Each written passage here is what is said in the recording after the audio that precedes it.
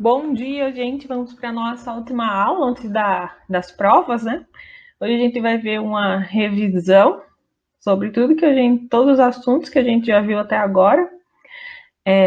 A prova vai ter umas 5 questões, vão ter sim questões teóricas, vocês vão ter uns 10 dias para responder. Todo mundo, eu acho que já está ciente de como que vai funcionar o processo da prova. Todas as provas vão ser liberadas dia 8, e dia 17 todas as provas têm que ser entregues. Por favor, não deixem para entregar todas no dia 17, tenham piedade dos seus professores. E cada matéria vai vir com orientação e cada professor vai ter um horário disponível para tirar as dúvidas a respeito da prova, certo? Tirar dúvidas, não ajudar a resolver a questão, tá, gente? Então, vamos lá. A primeira questão é sobre dinâmica, certo? Força e aceleração. Eu procurei fazer de tudo e não colocar questões que tivessem bloquinhos ou engradados, porque alguém falou, que eu não me lembro quem, que vocês vão acabar com a engenharia mecânica sabendo tudo de bloquinhos. Então vamos para a aplicação mais prática de avião, certo? Então vamos lá. O avião a jato de 300 toneladas possui 3 motores. Cada um deles produz um impulso de quase constante de 240 kN durante a decolagem. Então, esse avião ele vai decolar e ele tem 3 motores, e esses motores exercem forças de propulsão de 640 kN cada. Determine o comprimento S necessário da pista se a velocidade de decolagem é de. Então, calcule S primeiro para uma direção de decolagem, subindo de A para B, e segundo para uma decolagem descendo de B até A, sobre a pista ligeiramente inclinada. Despreze a resistência do ar e de rolamento. Então, vamos lá. Primeira coisa, antes de tudo, é fazer o nosso diagrama de corpo livre, certo? Essa pista está inclinada só meio grau. Eu acho que inclinei um pouco mais de meio grau para fazer esse diagrama de corpo livre, mas não tem problema, é só para exemplificar. Então, aqui a gente tem o eixo X na direção do plano inclinado e o eixo Y perpendicular ao eixo X. Esse eixo X está inclinado meio grau em relação à horizontal. Então, quais são as forças que estão atuando no avião? Força peso para baixo, normal, perpendicular à superfície, perpendicular ao plano inclinado, certo? A força peso vai ter uma componente em X, uma componente em Y, e esse ângulo de meio grau é o ângulo que a força peso forma com Y. E lembrando que a gente tem a força de propulsão de 240 kN, certo? Então vamos lá.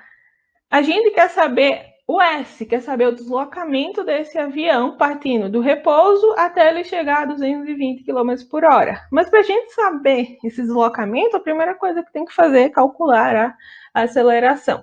Como que a gente calcula essa aceleração? Fazendo somatório de forças, certo? Somatório das forças em X igual a massa vezes a aceleração. Quem que está atuando em X? O motor de propulsão, lembrando que são 3 motores, então 3 vezes 240 vezes 10 a terceira, certo? 10 a terceira para tirar do quilonewton para newton. A questão fala que são 3 motores e cada um exerce uma força de 240 kN. Então, vai ser 3 vezes 240 kN, certo? Menos a componente X da força-peso, 300 mil vezes a gravidade, vezes seno do ângulo, igual a massa, que é 300 mil, vezes a aceleração. E aí a gente acha essa aceleração. A gente tem a aceleração e tem a velocidade final. Como que acha esse deslocamento sem ter o tempo? Vai lá na equação de Torricelli. E aí, V ao quadrado igual a V0 ao quadrado mais 2A delta S. Quem quer ver o quadrado? A velocidade final. Lembrem de transformar em metros por segundo, tá? Importante. Não é isso. Então, aqui, eu já coloquei 220 dividido por 3,6 para ficar metros por segundo ao quadrado. Velocidade inicial é 0, porque o avião parte do repouso. 2 vezes a aceleração vezes o ΔS. A gente resolve essa continha e acha que o ΔS é 807 metros. Então, aqui a gente tem da pista de B até A. O avião, ao invés de estar subindo aquela inclinação, ele está descendo aquela inclinação.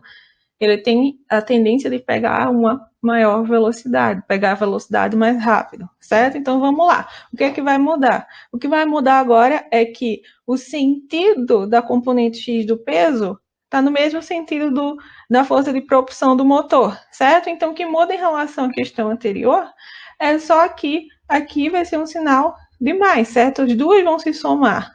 Antes as duas se subtraíam e agora se somam porque estão na mesma direção. E aí a gente acha essa aceleração. Essa aceleração, ela é um pouco maior que a primeira aceleração. Por quê? Porque ele está descendo a ladeira, vamos colocar isso entre aspas, certo? Descendo a inclinação de 0,5 graus. Então, essa aceleração, consequentemente, é um pouco maior. E para ele chegar nessa velocidade de 200 km por hora, a gente substituindo aqui o valor com essa aceleração, ele gasta apenas 751 metros de pista, ou seja, bastante diferença entre uma inclinação de subir meio grau e descer meio grau, tá? Então, é isso, 751 metros se eu descer meio grau para pegar essa velocidade e 807 metros se eu subir esse meio grau para pegar essa velocidade de 220 km por hora. Vamos lá para a segunda questão. O cursor cilíndrico de 6 kg é liberado a partir do repouso na posição mostrada e cai sobre a mola. Calcule a velocidade V do cilindro quando a mola tiver sido comprimida em 50 milímetros, certo? Então, essa questão, como ela não envolve atrito, ela poderia ser resolvida por conservação de energia mecânica. T1 mais V1 igual a T2 mais V2. Energia cinética mais energia potencial 1 é igual a energia cinética mais energia potencial 2. Só que eu vou resolver pelo princípio de trabalho de energia cinética, tá? Porque ele é utilizado em mais casos, então é melhor eu mostrar aqui como que é feita uma questão com esse princípio de trabalho de energia cinética. O que diz esse princípio de trabalho de energia cinética? Eu não anotei aqui, que bonito, vou escrever. T1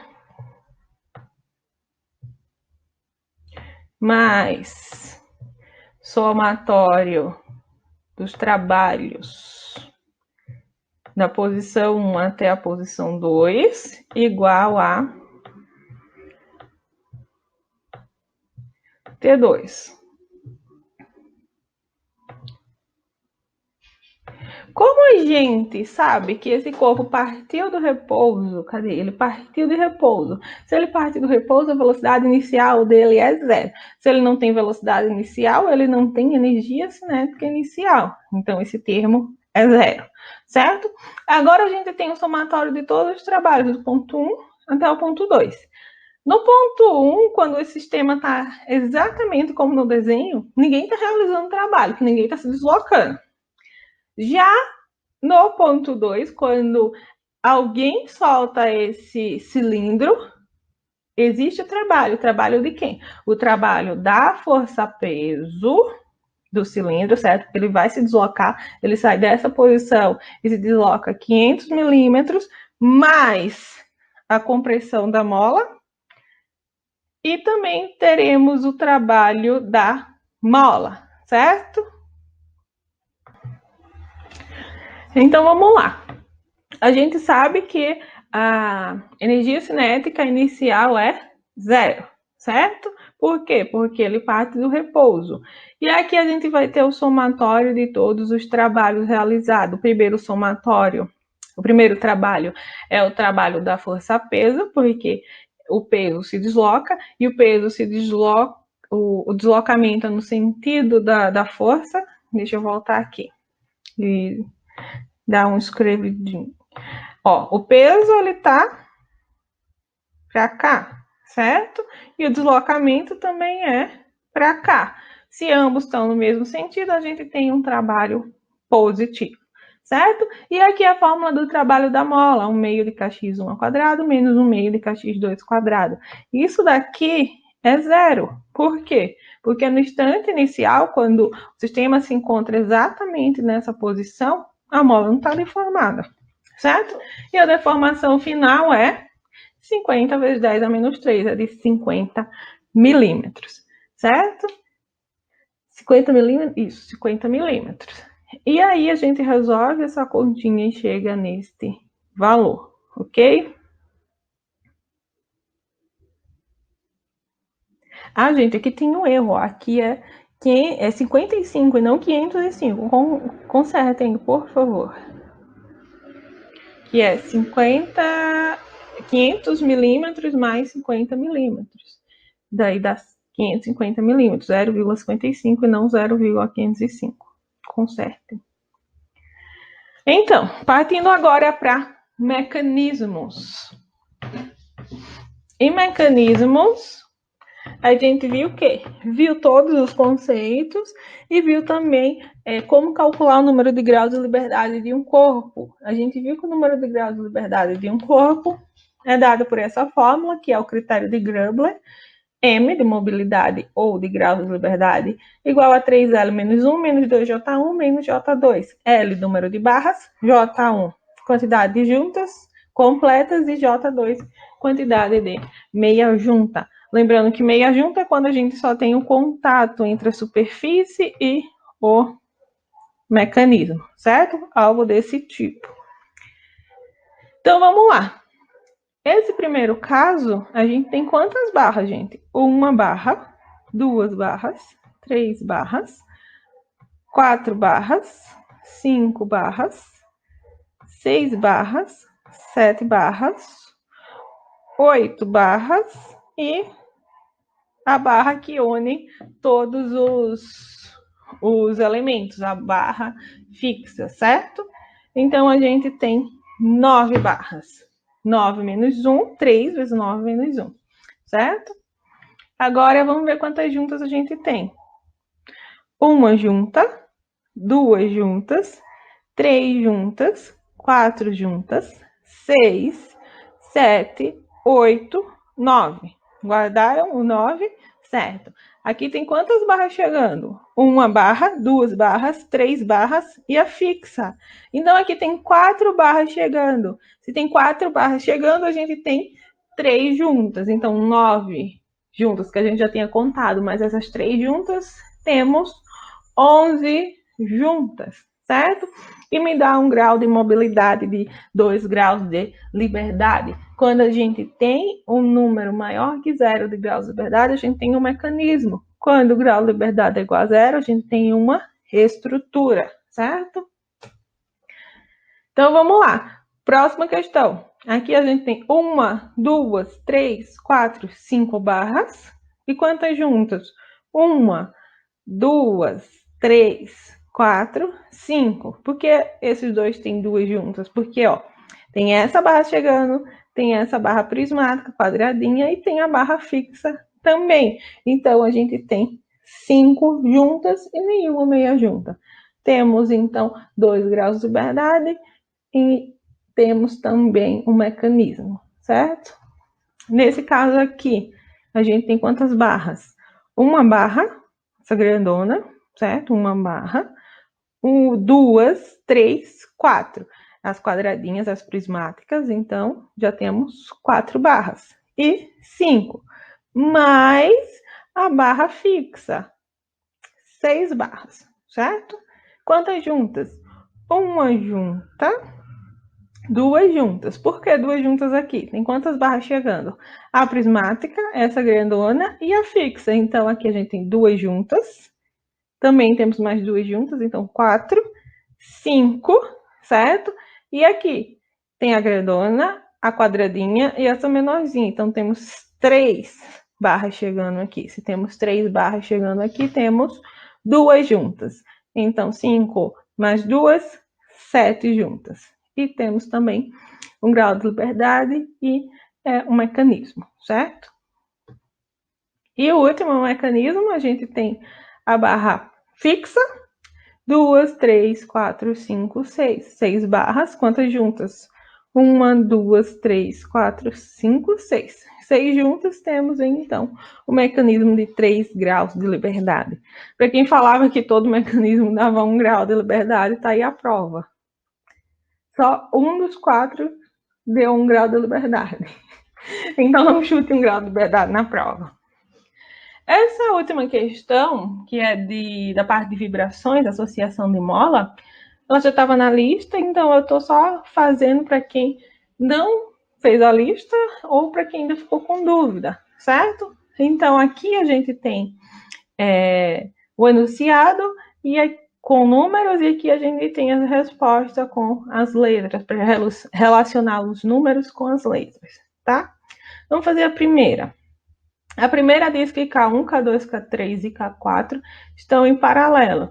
Então, aqui, K1, K2, K3 e K4 estão em paralelo. Então, quando a mola está associada em paralelo, o que é que acontece? A gente simplesmente soma.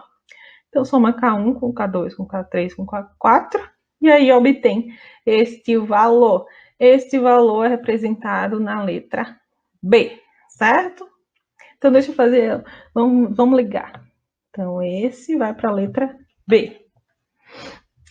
Na segunda questão, K1, K2, K3 e K4 estão em série. E quando a gente tem uma associação de molas em série, a gente faz o quê?